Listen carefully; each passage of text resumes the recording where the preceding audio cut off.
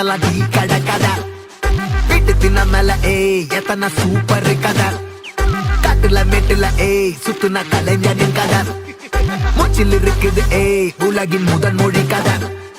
எங்க திரும்பினாலும் எங்க கதை மண்ண தொண்ட கிடைக்கும். முன்ன கதை ஒண்ணு போறவா நினைப்பத சொல்லி கொள்ளு துணிவா. இருப்பத விசிலு பறக்க வசனம் தெரிக்க விசிறி முழுக்க புசுர கொடுக்க திரைய விளக்க தலைவன் நடிக்க. இந்த பாரு நம்ம ஸ்டோரிஸ்.